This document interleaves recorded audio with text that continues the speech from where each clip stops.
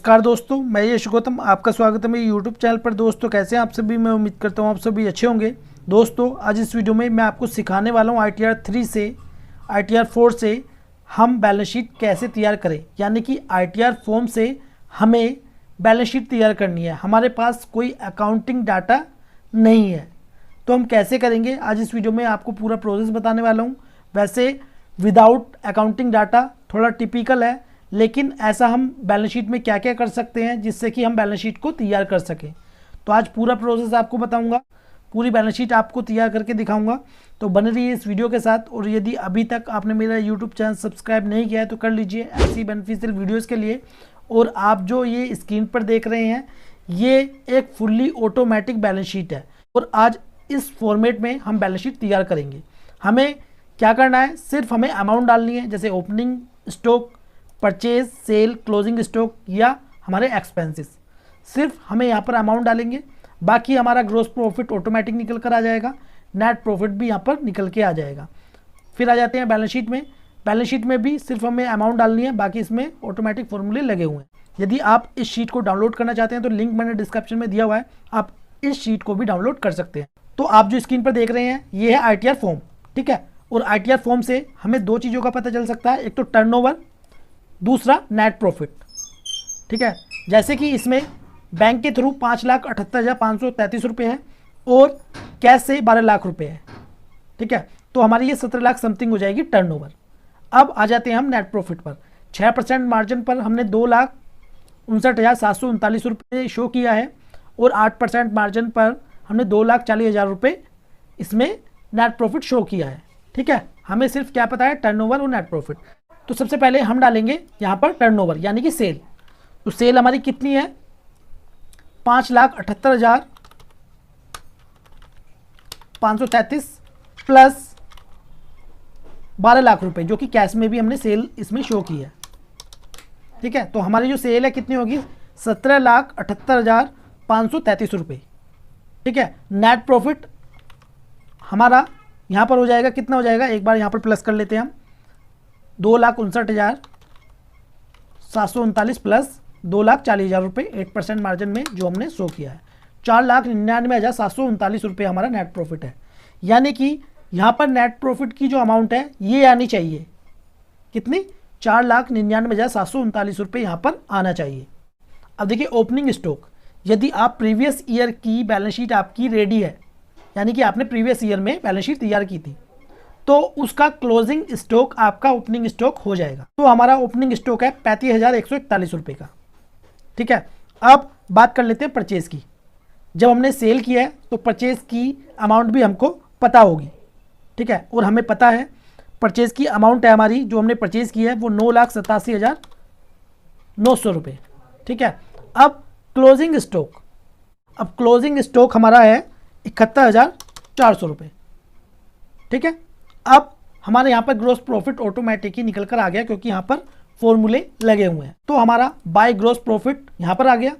अब देखिए आपको जो ये खर्चे डालने हैं ये कैसे डालने हैं, या कौन कौन से ऐसे खर्चे डालने हैं, मैं आपको इसमें कॉमन एक्सपेंसेस बताऊंगा, जो भी किसी भी बिजनेस में या फर्म में आप इनको ऐड कर सकते हैं, जैसे कि अकाउंटिंग चार्जेस, ठीक है। यदि आप बैलेंस शीट तैयार कर रहे हैं तो आपके पास अकाउंटिंग डाटा होगा, और अकाउंटिंग डाटा किसी प्रोफेशनल से आपने अपनी अकाउंटिंग कराई होगी, ठीक है, उसको आपने चार्जेस पे किए हैं, ठीक है।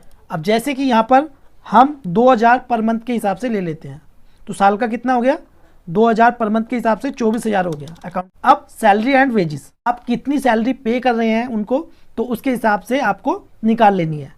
अब जैसे कि हमारी कंडीशन में सिर्फ 1,20,000 रुपये के हिसाब से हम इसमें सैलरी डाल रहे हैं, ठीक है। अब बैंक चार्जेस, अब बैंक चार्जेस कहाँ से मिलेंगे आपको, अपनी बैंक स्टेटमेंट लेनी है, ठीक है। जैसे कि हमारा फाइनेंशियल ईयर है 21-22, ठीक है, तो आपको अपनी बैंक स्टेटमेंट में से बैंक चार्जेस चेक करने हैं।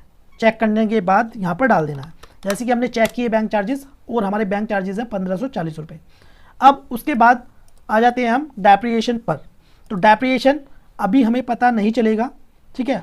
जब हम अपनी फिक्स्ड एसेट्स को उसमें डालेंगे बैलेंस शीट में, फिर उसके बाद उस पर डेप्रिसिएशन लगाएंगे, तब हमको ये डेप्रिसिएशन यहाँ पर जो अमाउंट है वो पता चलेगी। ठीक है, अभी इसको ऐसे ही रहने देते हैं। अब उसके बाद इलेक्ट्रिसिटी एक्सपेंसेस, तो हर बिजनेस में इलेक्ट्रिसिटी यूज़ होती है और सबको पता होता है कि हमारा इलेक्ट्रिसिटी बिल कितना हमने पे किया है ईयरली। तो हमें पता है इलेक्ट्रिसिटी एक्सपेंसेस कितना पे किया है, तो हम इसमें डाल देते हैं 8510 रुपये हमने पे किया है। अब उसके बाद मिसलेनियस एक्सपेंसेस, मिसलेनियस एक्सपेंसेस यानी कि आपके बिजनेस में जो छोटे छोटे खर्चे होते हैं वो उसकी अमाउंट आपको इसमें डाल लेनी है। यदि आपको ये अमाउंट नहीं पता है तो आपको एज्यूम करके इसमें डाल देनी है। अब जैसे कि मैं इसमें डाल देता हूँ 18,141 रुपये। ठीक है, फिर उसके बाद प्रिंटिंग एंड स्टेशनरी एक्सपेंसेस, तो बिजनेस में प्रिंटिंग और स्टेशनरी का जो सामान होता है तो इसमें भी एज्यूम करके आप डाल सकते हैं थोड़ा बहुत। जैसे मैं इसमें डाल देता हूँ 8,105 रुपये। अब उसके बाद टेलीफोन एक्सपेंसेस, यदि आपके बिजनेस में टेलीफोन होगा तो आपको पता होगा कि आपने कितना ईयरली टेलीफोन का बिल पे किया है। ठीक है, जितना भी होगा आपको डाल देना है। तो मैं इसमें डाल देता हूँ 1150 रुपये जो कि हमारा पे हुआ है।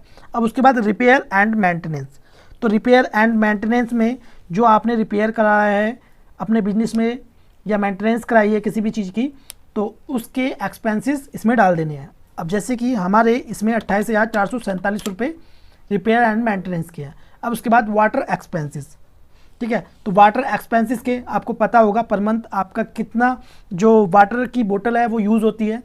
ठीक है, या उसमें कितना आपका एक्सपेंसेस हुआ है। तो हमारा इसमें हमें पता है 6,510 रुपये इसमें हमारा वाटर एक्सपेंसेस है। 3,94,489। ठीक है, अभी हमारा ये निकल कर नहीं आया है 4,99,739 रुपये, लेकिन हमारा नेट प्रॉफिट कितना आना चाहिए 4,99,739 रुपये। अब ये आएगा कैसे? अभी ये हमारा जो प्रॉफिट एंड लॉस अकाउंट है एक तरह से तैयार हो गया, सिर्फ हमें यहाँ पर डालनी है डेप्रिएशन। ठीक है, और एक बात मैं आपको बता दूं, देखिए इसमें थोड़ा आप ऊपर नीचे भी खर्चों को कर सकते हैं। ठीक है, नेट प्रॉफिट को सेट करने के लिए मान लीजिए 1,000-2,000 या जितना भी थोड़ा बहुत डिफरेंस होगा उसको आप मैनेज करके इसमें नेट प्रॉफिट ऐड कर सकते हैं। अब आ जाते हैं बैलेंस शीट पर। अब बैलेंस शीट में देखिए यहाँ पर ओपनिंग बैलेंस है कैपिटल अकाउंट का। कैपिटल अकाउंट यानी कि आपने अपने बिजनेस में कितनी कैपिटल लगाई है। ठीक है, आपने अपने बिजनेस में कितनी कैपिटल लगाई है, तो ये वो वाला पार्ट होता है। ओपनिंग बैलेंस कहाँ से आएगा? ओपनिंग बैलेंस आपका, जैसे कि मैंने आपको बताया, यदि आपने प्रीवियस ईयर बैलेंस शीट तैयार की है तो आपका ओपनिंग बैलेंस आपको मिल जाएगा। और यदि आप फर्स्ट टाइम कर रहे हैं तो ओपनिंग बैलेंस में आपकी कैपिटल ही आ जाएगी जितनी आपने कैपिटल लगाई है। ठीक है, तो हमारी ओपनिंग बैलेंस है इसमें 13,13,000। ड्राइंग यानी कि आपने बिजनेस में से पर्सनल यूज़ के लिए पैसे निकाले हैं, वो होते हैं ड्राइंग। तो इसमें आपने जितने भी ड्राइंग किए होंगे वो आपको डाल देना है। ठीक है, जैसे कि मैंने इसमें डाल दिया 35,540 रुपये। एडिशन यानी कि आपने बिजनेस में और पैसा लगाया है, तो एडिशन हमारा है नहीं। अब उसके बाद आ जाते हैं हम सिक्योर्ड लोन पर। ठीक है, इसमें सिक्योर्ड है और अनसिक्योर्ड। सिक्योर्ड लोन यानी कि किसी भी बैंकिंग संस्था से लिया हुआ लोन, वो होता है सिक्योर्ड लोन। अनसिक्योर्ड लोन यानी कि किसी इंडिविजुअल से लिया गया लोन हमारा अनसिक्योर्ड लोन होता है। सिक्योर्ड लोन हमारा एक्सिस बैंक से चल रहा था और इसकी इस साल 96,020 रुपये अभी देना बाकी है, यानी कि अभी हमारे ये रह गए हैं जो कि हमें एक्सिस बैंक को इंस्टॉलमेंट पे करनी है। अब उसके बाद अनसिक्योर्ड लोन जो कि राकेश से हमारा हमने उधार लिए हुए हैं बिजनेस में 1,05,000 रुपये। ठीक है, अब उसके बाद है करंट लायबिलिटी और इसमें है सन्ड्री क्रेडिटर। ठीक है, इसके अलावा भी हो सकते हैं जैसे कि सैलरी पेबल हो गया या कोई भी हमारा ऐसा एक्सपेंसेस जो कि हमें नेक्स्ट ईयर करना है, वो हमारा पेबल होता है। ठीक है, अब सन्ड्री क्रेडिटर यानी कि जिनसे हमने माल खरीदा है। ठीक है, तो वो है हमारे सन्ड्री क्रेडिटर। तो सन्ड्री क्रेडिटर आपको पता होगा कि कितने आपके सन्ड्री क्रेडिटर हैं, तो मैं इसमें डाल देता हूं जैसे कि हमारे 5,19,764 रुपये के सन्ड्री क्रेडिटर हैं। ठीक है, अब आ जाते हैं फिक्स्ड एसेट्स। फिक्स्ड एसेट्स यानी कि आपने बिजनेस में कौन कौन सी एसेट्स लगाई हुई है, जैसे कि फर्नीचर हो गया। ठीक है, ये हर बिजनेस में होती है फर्नीचर। ठीक है, यदि लैंड है तो लैंड भी आपको डाल लेनी है, लेकिन इस पर डेप्रिसिएशन आपको नहीं लगानी है। ठीक है, और कंप्यूटर हो गया, कार हो गई, बाइक हो गई, ऑफिस इक्विपमेंट हो गए।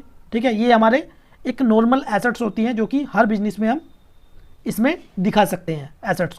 अब हमारे केस में लैंड है 12 लाख रुपए की। ठीक है, अब फर्नीचर तो हमारी पहले से ही बैलेंस शीट प्रीवियस ईयर से ही हमारी रेडी होकर आ रही है बैलेंस शीट, तो ओपनिंग बैलेंस हमारे फर्नीचर के प्रीवियस ईयर से हैं 75,000 रुपये। ठीक है, अब हमने सिर्फ फिक्स्ड एसेट्स में यहाँ पर ओपनिंग बैलेंस डाला है और डेप्रिसिएशन ऑटोमेटिकली कैलकुलेट होकर यहाँ पर इसका क्लोजिंग बैलेंस आ गया फर्नीचर का। जैसे कि मैंने आपको बताया था ये फुल्ली ऑटोमेटिक है। और जो फर्नीचर होता है इस पर डेप्रिसिएशन लगती है 10%, यानी कि जितनी भी फिक्स्ड एसेट्स होगी उस पर 10% निकाल कर वो माइनस करना है, माइनस करने के बाद आपका क्लोजिंग बैलेंस आ जाता है। ठीक है, और इसका भी क्लोजिंग बैलेंस आ गया है फर्नीचर का। अब उसके बाद कंप्यूटर, तो कंप्यूटर का हमारा जो ओपनिंग बैलेंस था वो था 65,000 रुपये। और कंप्यूटर पर मैं आपको बता दूं जो डेप्रिसिएशन लगती है वो 40% लगती है, यानी कि आपका जो कंप्यूटर है जितनी भी अमाउंट है उसका 40% निकालना है और उसे माइनस करना है। माइनस करने के बाद आपकी यहाँ पर क्लोजिंग बैलेंस आ जाएगा। अब उसके बाद कार भी है यहाँ पर हमारे पास 3,15,000 रुपये की। ठीक है, जो कि ओपनिंग बैलेंस है और कार पर 15% डेप्रिसिएशन चार्ज होता है, तो ये आ गया 47,250 रुपये। ये माइनस होगी डेप्रिसिएशन और क्लोजिंग बैलेंस यहाँ पर आ गया है। अब उसके बाद है बाइक, तो इसमें 2 लाख रुपये की बाइक है। ठीक है, और बाइक पर 15% डेप्रिसिएशन चार्ज होता है, तो यहाँ पर 2 लाख का 15% 30,000 हो गया। ठीक है, और ये 30,000 माइनस करने के बाद 1,70,000 रुपये यहाँ पर हमारा बाइक का क्लोजिंग बैलेंस आ गया है। करंट एसेट्स में हो गया सन्डी डेटर, जिनको आपने माल बेचा है वो हमारे सन्डी डेटर होते हैं। तो सन्डी डेटर यहाँ पर आपको डाल लेने हैं। जैसे कि हमारे सन्डी डेटर हैं 14,82,811 रुपये के कैश इन हैंड, यानी कि आपके पास कैश कितना अवेलेबल है बिजनेस के अंदर। ठीक है, तो कैश आपको डाल लेना है, कितना कैश इन हैंड है आपके पास। तो हमारे बिजनेस में 1,54,000। बैंक अकाउंट, यानी कि आपका जो बैंक अकाउंट है और 31 मार्च का जो क्लोजिंग बैलेंस है वो आपको डालना है। ठीक है, तो हमारा जो क्लोजिंग बैलेंस था बैंक अकाउंट का वो था 15,100 रुपये। फिर उसके बाद क्लोजिंग स्टॉक, तो क्लोजिंग स्टॉक हमारा कहाँ से आएगा, ये आएगा P&L से। क्लोजिंग स्टॉक जो कि हमारा ये वाला था हमने डाल दिया। अब अदर एसेट्स भी थी हमारी 1,25,410 रुपये की। बाद लोन एंड एडवांसेस, तो हमने लोन दिया हुआ था 1,05,000 रुपये का, यहाँ पर आ गया। ठीक है, अब जैसे कि आप देख सकते हैं जो टोटल है बैलेंस शीट का ये मिसमैच है, यानी कि ये मैच नहीं है और इसमें फ़र्क है 1,05,250 रुपये का। ठीक है, अब हम क्या करते हैं, हम पहले डेप्रिसिएशन को जोड़ेंगे। हमारी जो डेप्रिसिएशन है कितनी लगी है, एक तो ये होगी 7,500 रुपये, कंप्यूटर की डेप्रिसिएशन 26,000 रुपये और कार की डेप्रिसिएशन 47,250 रुपये और बाइक की डेप्रिसिएशन 30,000 रुपये। ठीक है, एंटर कर देंगे। अब 1,10,750 रुपये डेप्रिसिएशन है। तो अब चलते हैं P&L में। अब जो डेप्रिसिएशन है यहाँ पर डाल देंगे ये वाली अमाउंट, ये वाली जो कि हमने टोटल किया है। अब जैसे कि आप देख सकते हैं नेट प्रॉफिट 4,99,739 रुपये, ये इससे मैच हो गया, यानी कि अब हमारा ITR फॉर्म से हमारी टर्नओवर और नेट प्रॉफिट बिल्कुल मैच है। ठीक है, अब बैलेंस शीट को देख लेते हैं एक बार। जैसे कि आप देख सकते हैं क्रेडिट साइड का टोटल और डेबिट साइड का टोटल बिल्कुल मैच है, यानी कि 1 रुपये का भी डिफरेंस नहीं है। अब सपोज दैट आप बैलेंस शीट तैयार करते हैं और इसमें आपका मिसमैच आ जाता है। ठीक है, इसमें थोड़ा बहुत आपका मिसमैच हो जाता है, तो आपको इसे मैनेज करना है। मैनेज कैसे करना है, मैनेज आप कैश इन हैंड में से कर सकते हैं। ठीक है, तो आपको ये दोनों टोटल बिल्कुल सेम होने चाहिए जब भी आपकी बैलेंस शीट मैच होगी। तो अब हमारा प्रॉफिट एंड लॉस अकाउंट और बैलेंस शीट बिल्कुल रेडी है। ठीक है, ये दोनों ही हमारी बैलेंस शीट रेडी है। अब मान लीजिए आपकी यहाँ पर फिक्स्ड एसेट्स आपको बढ़ानी है। ठीक है, आपकी और भी इसमें फिक्स्ड एसेट्स थी, तो इसको कॉपी करेंगे यहाँ से और यहाँ पर जो फिक्स्ड एसेट्स होगी इसका नाम चेंज करेंगे।